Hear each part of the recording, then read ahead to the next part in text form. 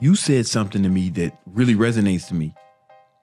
It's not about accomplishing the goal. You said it's about the man you become. Tell me more about that. Tell me more about 1,000%, man, because for me, I've said this on podcasts before, I have a relationship with the older version of myself. I have this thing I keep on my phone called the rocking chair test. Okay. And what I'm doing is taking selfie videos and telling the old man that can't live anymore, that can't work anymore, that can't push anymore. He's just like, this is me at 90. I'm going to rewatch these. And I'm saying, man, I'm buying this deal in Ohio and I'm scared. They might be lying on what the rents are, boom, boom, boom, but I'm going to do it anyway because I'm going to get this good debt and I'm going to figure out a way to maneuver it or whatever. And so my main goal is to make the older version of myself proud of me right now. Because ultimately, if you think about it, people say, who cares what anybody thinks? What about what you think? Yeah. So instead of me like calling my dad, like, and I appreciate like my dad being proud of me and shit like that. But what I really want to do is make me proud of me when I'm an old man and be like, and I look back at even the version of my 20-year-old self now, and I'm really proud of that young man. Yeah. And so I feel like I'm constantly trying to make that old man proud of me in my actions. And so for me to not do something, especially something like, you know how you're supposed to do something? Yeah. I don't let that go too long. Nah. I don't let that go too long. You can't, because you start to hate yourself a little bit. Yeah. You know what I'm saying? And you lose respect and all these other things. It's like, you have to find a way, because I can't have that old man being like, hey bro, you know, at 37, you're kind of being a pussy. Yeah, I definitely have a relationship with myself on the way to the man I become, because if you become the kind of man that you want to become, all the money and the relationships and everything else will fall into place. Yeah, those are just byproducts of being really that guy. It really is. And you got to really just think all the time about being that guy. Is this the kind of man I am? Right. Do I hit the snooze button? Is that the kind of motherfucking man I want to be? Right. You know what I'm saying? When I don't feel like working or I want to stop, it's like, is that the kind of man I want to be, to stop as soon as something gets difficult? I think about that all the time. And you're like one of the only other people I've heard say it. Maybe I've heard other people say something, but the way you articulate it resonates with me, because that's what it's about. Like all the other shit is just proof of it, right? The fucking watches and the crib and millions of followers all over the internet, every social media. Fucking famous Brandon Carter, you know what I'm saying? King Keto. I have people send me shit of me and you. They're like, bro, King Keto. And I'm like, yeah, I'm cool. King Keto, Gymnasium Jesus. Yeah. You know, it's just like, all that's just a result. But being the dude, like what you say. So fucking true. Hey, this will make sense to you. Have you ever hit a goal and kind of die inside a little bit? I don't celebrate my goals for that reason. Like when we got 1 million subscribers, I thanked my staff, right? I acknowledged them, you know what I'm saying? Yeah. And I think one of my mentors, Elliot Holst, when I saw him do it, it felt real. You know what I'm saying? Yeah, like we were talking about earlier. Yeah. But I just went right back, you know, on my shit. You know, when I hit 1 million Instagram subscribers, my girl, she was like, "Oh man, you had 1 million." I'm like, "Oh, is that right?" And I just went. Yeah, and it's like that with money too. Yeah, like, I remember the first time I realized I had $1 million in the bank. Yeah, I've been looking down so long, you know what I'm saying, and the money was stacking, and I looked up one day and I had already passed it like a couple of days before. Yeah, and I was like, "Oh, be fucking damn." Yeah, you know what I'm saying? And it's one of those things where it's like every now and then you look up and you see how far you climb, but all the happiness, man, is with your head down. Yeah. You know what? If you always make it about becoming the man that you want to be, you never lose momentum. Because if you do it for the goal, when you accomplish the goal, you'll quit. You know what I'm saying? Yeah. You know what I'm saying? Like, and that's the problem. If you were doing it just for the goal, then it's fleeting, right? Like, you know, there's an ending. It's an ending. Yeah. And then you got to, like you said, you got to set a new goal.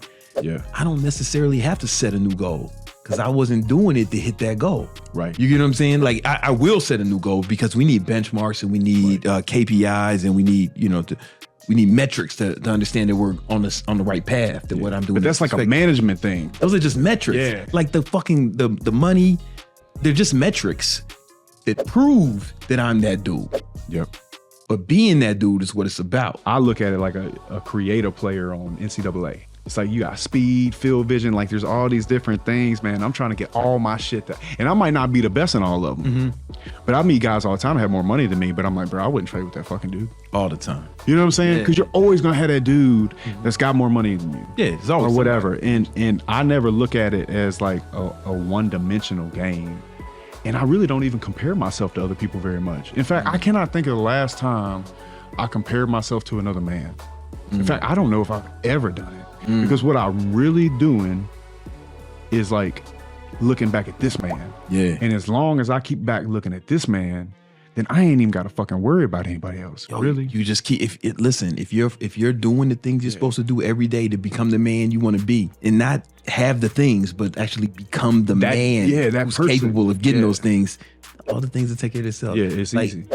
I think that's another reason why I don't celebrate my accomplishments, because it's like it was supposed to, in my brain. Right. It's like You were supposed to do it. supposed to happen. Yeah, it would be weird if it didn't. I said this when I paid my dad's house off. But I did it today. You get the title in about a month. So, First time I've ever seen you speechless.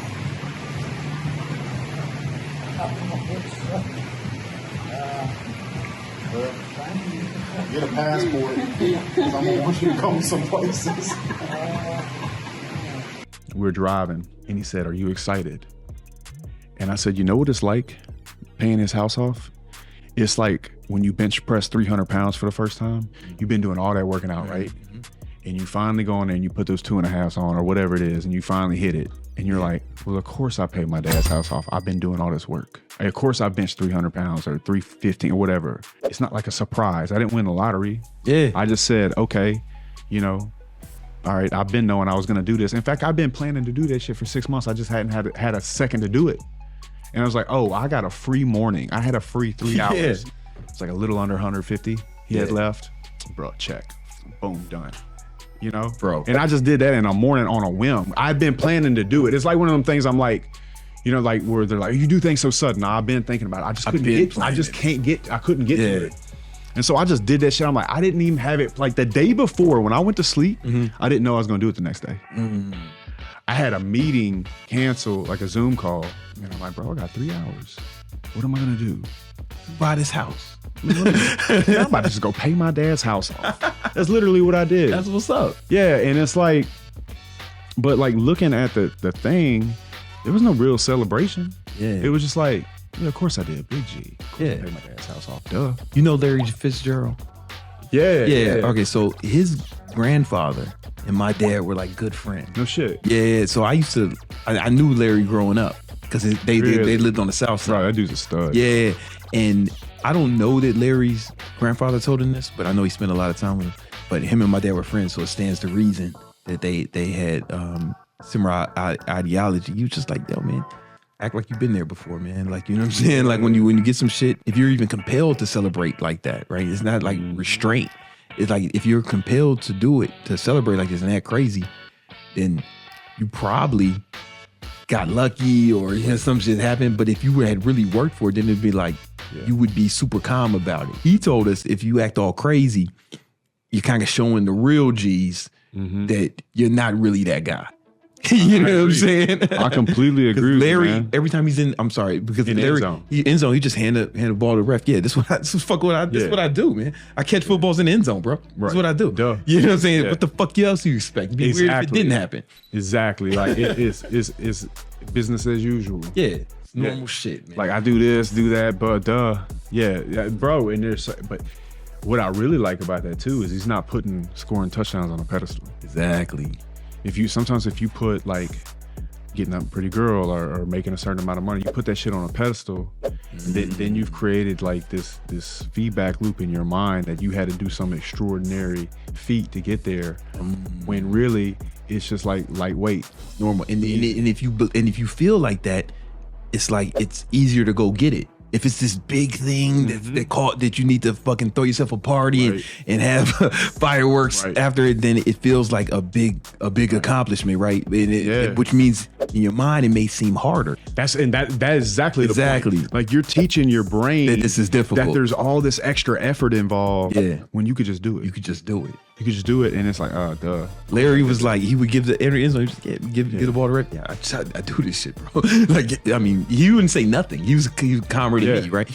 And it's weird, man. Okay, I talked about this long time ago in old YouTube videos. It's like, but I don't even make noise in the gym. I don't struggle. I try not to even make faces. Yeah. Because if I'm doing all this, then I'm telling myself it's hard, right? So it's like, even if it's difficult, right? Right. And definitely don't yell, because I want to tell myself, no, I got this. Right. Go approach it, calm my nervous system down. Yeah. Lift the fucking weights. Yeah. You know what I'm saying? No, I don't yell in the gym either, man. Yeah. Because it's the same concept, I think. Yeah, right? It's it like, is. It's not difficult. We're just going to go do this thing. Right. You know what I'm saying? Because look, man, you know, just how they say you can raise your mood by smiling. Yeah. You can also, you make that face, and then you're like telling your body and your brain, you're sending that signal back that like this is struggle. Yeah. And the more that it's struggle in your mind, the less that your brain's gonna want you to go. So I'm completely about that. Who do you want to go with you, right? Like there's a fucking war or something, or a battle. Like you want to go to battle. You want the guy yelling, let's fuck them up. Let's go. Or do you want the guy loading the weapons? Yeah. Go over there. We're going to handle this. Yep. You know what I'm saying? Like, who do you want? I want the calm motherfucker, right? You got to have calm people under chaos, man. Yeah. And the way I look at it is even if I could be nervous about it, it doesn't pay me to be nervous. You know what I'm saying? Yeah. Like it doesn't even serve me to put whatever on a pedestal, the pressure of it. You know, it doesn't even help. It just gives jitters. And you're a leader. So everyone's looking at you. Yeah. Like, for example, every time I'm on a plane, right? And I take like 100 flights a year, right? So if it's just like, if the turbulence is crazy, I look at the plane waitress, flight attendant. I call them plane waitresses. I think it's I think it's more accurate, but it's cool. No disrespect. Anyway, I look at the plane waitress to see if she's calm. You know what I'm saying? And if she's calm, then it's like, oh, this must be business as usual. Maybe I'm tripping. You know what I'm saying? Yeah. Once though, I was on the way to London, and I'm doing that, and it's going crazy. I look at the plane waitress. She drops to the floor and tells the other one, "Get down!" And then she drops the floor. I'm like, oh no, fuck. Shit. I was like, oh, this is it. But I say that to say, you got to be even more calm when you're the leader. Or if you want to be a leader one day, right? If you can't control your emotions, imagine something's going wrong and you freak out. What kind of confidence is that instilling in your followers? You know what I'm saying? Right. And on top of that, it's like, if you're the captain of that ship and you start acting like the ship is going to sink, they are going to jump off the ship. Come on. It's true. Come on. They're going to jump the ship. Yeah. They're going to jump off the ship because you're supposed to be leading them and you're freaking out. Yeah. And they got to jump off and find somebody that can lead because they're trying to survive. Yeah. And humans, I don't really think that humans like purposely do bad shit or like sell people. I think they get desperate and scared. Yeah. And if you are in a leadership position and people are looking at you and they're looking at you to be the person like pointing the North Star, it doesn't fucking matter how you feel inside anyway. Yeah. And it certainly doesn't serve you to outwardly project it because you're telling those people, leave me. Yeah. Right? Like, leave this ship. You know what I'm saying? And it's just, it'll never serve you, man. So that's why, like, people talk about how important stoicism is, how important it is. I like to believe that I'm also a playmaker. So if there's anything going on, there's no problem I can't solve, no matter what. And that's on a macro and micro, just on the day to day. Because when people can trust to let go, man, you can get the most out of them. Yeah, and if they're calm, right? Yeah. They're not stressed out. If they're okay, then they'll perform better. You got to instill that. And I believe as a leader, you should expect and allow people to be normal humans. Yeah. You know? Because when you take that responsibility of, okay, these people are normal. I'm superhuman, right? Yeah. You know what I'm saying? Like, I'm okay with them being normal because I know who I am, the man you become, right? Yeah. And so like you can lean into that leadership. It's like, yeah, of course they'll be a little bit weaker than me. I'm the one that's supposed to be leading ship anyway. You know what It's empowering for yourself. What I say to myself, or like if I'm talking to somebody and they said talking about some people flipping out or something, I'll be like, listen, Thor doesn't get mad because other people can't lift the hammer. You know what I'm saying? Yeah. Like Yeah, that's actually what 1000%. his ability to lift the hammer is what makes him special, right? You can lift the hammer, you don't fucking be mad at them because they can't. Right. You know what I'm saying? Your job is to lead them and show them what's possible. 1,000%, You know? man. And then you really empower yourself that way, and you can give yourself all kinds of, like, you put spells on yourself to be great. You know, I've heard people say, I say shit to myself that might not even be true. You know what I'm saying? Yeah. But it doesn't serve me not to believe it. And you know what I'm saying? Just objectively, like, I'm the best man in the world. Like, I'm the baddest fucker on the planet. Might not be true, but believing it is powerful.